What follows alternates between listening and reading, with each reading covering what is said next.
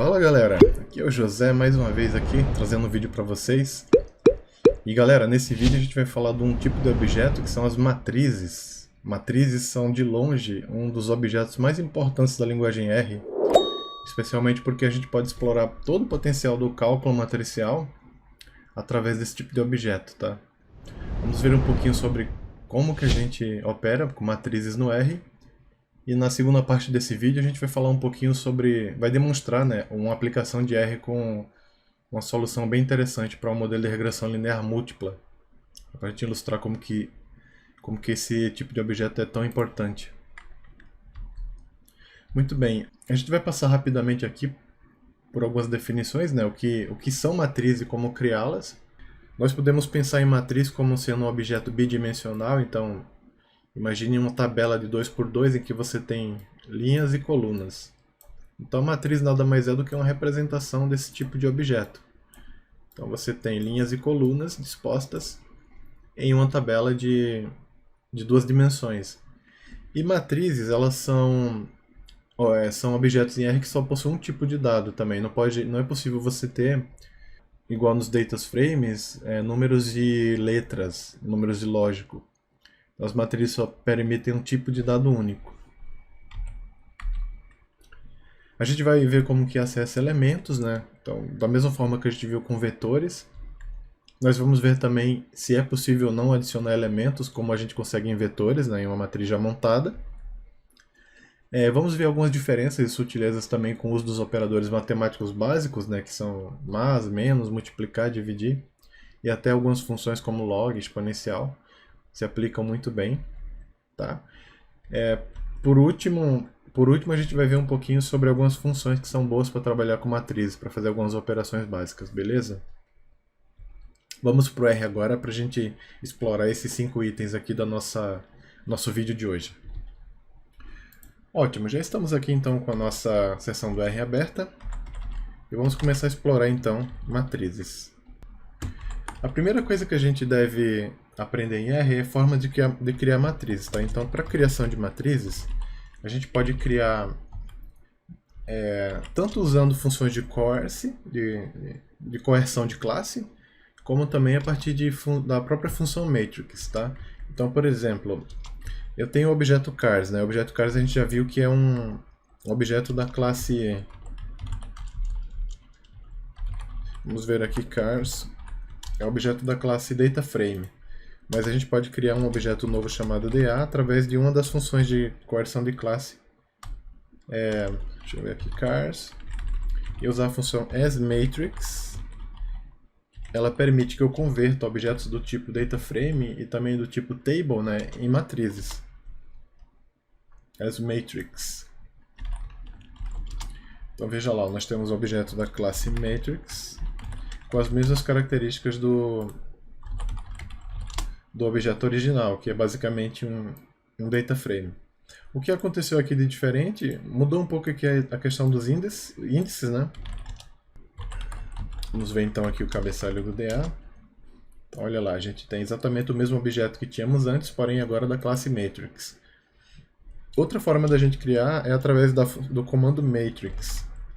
Então, através do comando matrix, eu consigo definir uma matriz e organizar ela com as propriedades que eu quero. Para fazer isso, eu vou, por exemplo, criar um vetor aqui numérico, vou colocar os números de 1 a 25, e esse vetor eu vou transformar numa matriz, e essa matriz eu vou chamar de A. Então, com o comando matrix, eu posso passar para ela o vetor de números que eu quero. Então, por exemplo, eu vou chamar de A. E agora eu posso controlar, por exemplo, o número de linhas. Aqui eu quero criar uma matriz que é 5 por 5, então o número de linhas é 5. Quando eu defino o número de linhas, automaticamente o R vai tentar verificar se o objeto de dados, né, o vetor de dados ali, vai conseguir montar uma matriz. Como eu tenho 25 elementos e eu escolhi que o número de linhas é 5, então ele vai montar com 5 colunas para fazer uma matriz 5 por 5.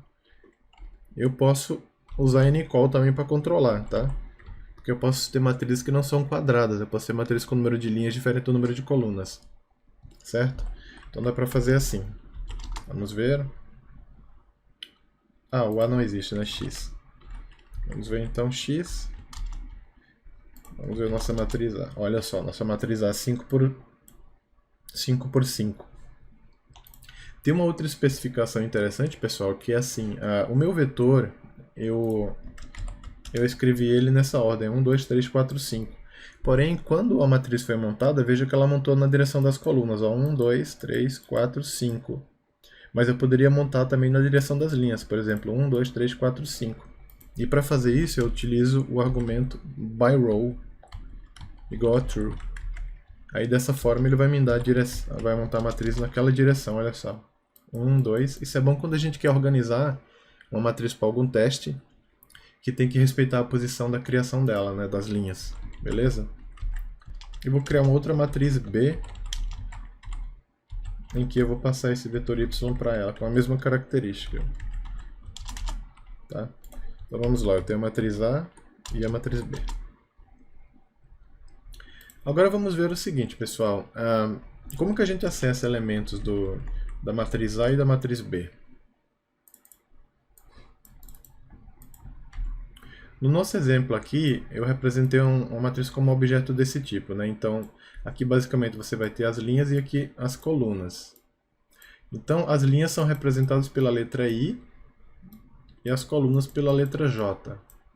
Tá? Então, toda vez que eu for querer encontrar um objeto, um valor dessa matriz, então eu vou navegar como se fosse uma planilha do Excel. Então, aqui eu vou ter a direção, a posição, o endereço na dimensão I, e aqui eu vou ter na J, tá? Então, por exemplo, essa célula aqui é uma célula que está na linha 2, na coluna 2. Coluna 2. Indo da esquerda para a direita, tá? Então, linha 2, coluna 2. Esse objeto, esse elemento que está aqui, ele está na linha 3, na coluna 4, tá? Então, é assim que a gente navega. E o subset é feito com o operador colchetes, com a posição I e J, tá? Então, é dessa forma que a gente consegue acessar diretamente os valores na nossa matriz. Vamos ver como que isso funciona aqui, ó. Linha 1, coluna 3. Por exemplo, se eu quiser, eu vou deixar aqui a minha matriz A exibida, e aí quando eu quiser, por exemplo, pegar o elemento 1 na coluna 3. Então o elemento 1 na linha 1, coluna 3 vai ser justamente, ó, linha 1, coluna 3, vai ser esse número aqui, ó, número 3, tá? Então tá aqui o número 3. Quando eu quiser acessar, por exemplo, todos os elementos de uma linha, eu posso escolher o número da linha, por exemplo, a linha 2, e aí na dimensão do J eu deixo vazio, mas eu ponho uma vírgula, tá? Depois do argumento da linha. Então isso vai me dar todos os elementos da segunda linha, ou seja, isso aqui, ó. Quando você plota imprime sua matriz aqui, ó, ela já dá uma ideia. Veja como é que está a abertura do 2 aqui, ó, da linha 2. Tem o 2 e a vírgula contando que todos os elementos dessa linha estão distribuídos em torno das colunas de 1 a 5. Então tá, 6, 7, 8 são todos os elementos da linha 2. Eu também consigo fazer isso, galera, com colunas, né? Então, por exemplo, se eu quiser acessar todos os elementos da coluna 3, eu começo deixando vazio aqui a primeira posição e pondo uma vírgula e escolhendo a 3, tá? Então isso vai me dar todos os elementos aqui, ó, que seria 3, 8, 13 e 18. 3, 8, 3 e 18, tá bom? Eu também consigo acessar ranges de dados. Então, por exemplo, eu posso acessar aqui passando da linha 1 até a linha 2, por exemplo. Então aqui, se eu ver os elementos da primeira linha e da segunda linha e os elementos da coluna 3 e da coluna 4, basicamente eu vou observar esses valores aqui, que seriam 3 e 4, 5 e 9, tá? Então olha lá, 3 e 4, 5 e 9.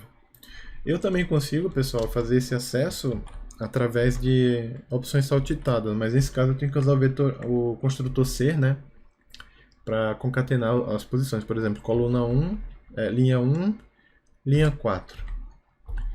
E agora coluna 2, coluna 3. Vamos ver como é que fica então? Olha só. Se eu comparar aqui com a minha matriz, o 2 vai ser esse item aqui, linha 1, coluna 2. Depois o 17 vai ser linha 3, coluna 2. Linha 4, coluna 2. Depois eu vou ter 5, né? Então linha 1, coluna 5. E para finalizar, o 20, né, que seria a linha 4, coluna 5. Agora, outra coisa, né, como que a gente... será que a gente consegue adicionar elementos igual a gente fez com vetores? Não é possível, pessoal. Diferentemente dos vetores, para a matriz é um objeto imutável e você precisa criar ele já com as especificações que você deseja, tá? Então vou dar um exemplo aqui, por exemplo, vou criar uma outra matriz chamada D, e aí eu posso fazer o seguinte, pessoal, olha só. Se eu quiser criar uma matriz vazia, matrix, vou usar o comando matrix, mas aí eu vou passar NA, ou seja, uma matriz de valores vazio. E aí eu posso passar o número de colunas, por exemplo, eu quero a matriz toda vazia, com 5 colunas, e 4 linhas, não é uma matriz quadrada, e toda com valores NA. Então, uma forma da gente atribuir elementos a essa matriz é, por exemplo, usando o operador for. Quiser preencher, eu sei que essa matriz minha ela vai ter quantos elementos? Vai ter 5 vezes 4, 20 elementos. Então, por exemplo, eu posso fazer aqui um for de 1 até 20, e dentro dessa matriz eu adicionar os elementos. Mas acontece o seguinte, tá, pessoal? A matriz tem duas dimensões, então o for tem que ser um for duplo para preencher. Quem já estudou C, por exemplo, vai estar mais familiar com isso, né? Então, basicamente, para preencher uma matriz na mão é um pouco chato mesmo, e é dessa forma que funciona. 1 até 4. E agora, veja só, a minha matriz D, aqui eu vou colocar I de in, né? Para I de 1 a 5, e para J de 1 até 4 eu faço o seguinte, preencha com I, depois com J. E aqui eu posso, por exemplo, atribuir o produto, né, dos dois valores, se eu quiser fazer uma função produto. Se eu não quiser simplesmente soma, eu posso somar I com J e fazer o preenchimento, tá bom? Olha só, D está aqui, já vimos, então a gente agora pode preencher D. Ele começou ao contrário, né? Então vamos fazer o contrário aqui. São 4 linhas na verdade, não é 5, e 5 colunas. Então beleza, vamos lá. Olha só, agora a matriz D foi preenchida com os números aqui, que são a soma dos índices, né? A soma dos índices que são os números de 1 a 4 somados com os números de 1 a 5. Certo? Então essa é uma das possíveis formas de preencher uma matriz. Dá para fazer isso também lendo a partir de um data frame, elemento a elemento. Quanto às operações básicas, pessoal, as operações são elemento a elemento. Então, por exemplo, nós temos a matriz A que a gente definiu no começo aqui. Deixa eu rodar novamente, que deu ruim, né? Então vamos lá, a matriz A é 5 por 5, a matriz B é 5 por 5. Então eu consigo fazer operações elemento a elemento. Por exemplo, A mais B, para que essa operação seja possível, eu tenho que garantir que as matrizes têm as mesmas dimensões, ou seja, número de linhas e número de coluna de ambas são iguais, seguindo a mesma propriedade matemática, né, de soma de matrizes. Então aqui, por exemplo, eu vejo soma de 2 e 1, soma de 3 e 2, e assim por diante. Vale para a diferença também, diferença de menos 1 em todos. E se eu multiplicar a matriz usando simplesmente o asterisco, ela vai fazer também uma multiplicação elemento a elemento, tá? Então, por exemplo, vai ser 1 vezes 2, que vai dar 2. Vai ser 6 vezes 7, que vai dar 42. Elemento a elemento, tá bom? Produto de matriz a gente vai ver no próximo vídeo, que não é calculado com asterisco, que é nosso multiplicador simples, tá? Mas sim com o operador percent e asterisco percent. Essa manipulação aqui também funciona com divisão, elemento a elemento. Então ele vai seguir a mesma lógica para fazer o cálculo.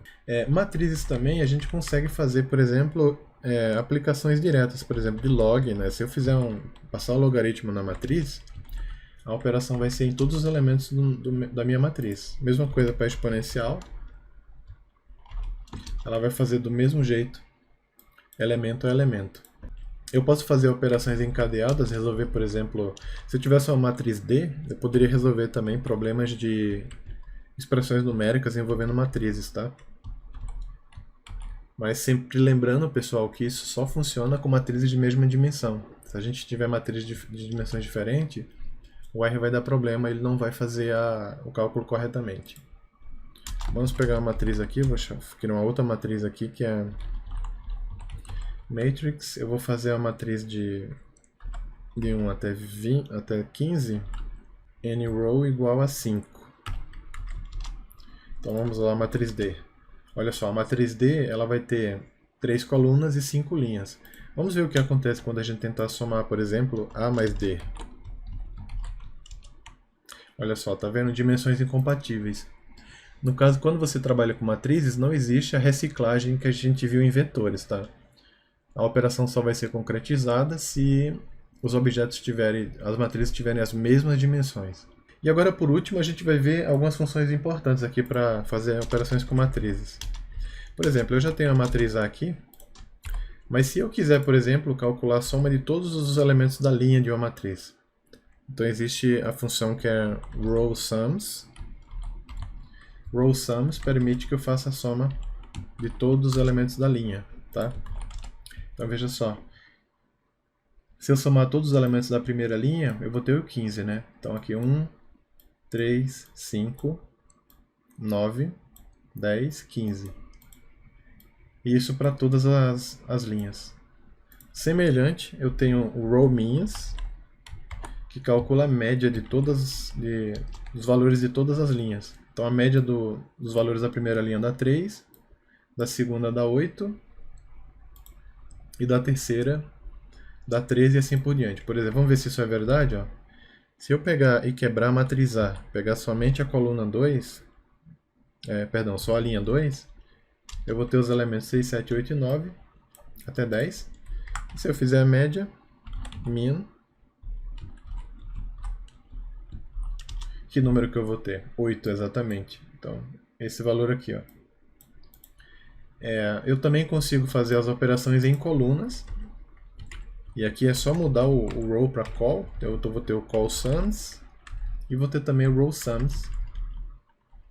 E vou ter também o callMins, que faz as operações com a soma das linhas, a soma de todos os elementos da coluna e a média, né, todos os elementos de cada coluna.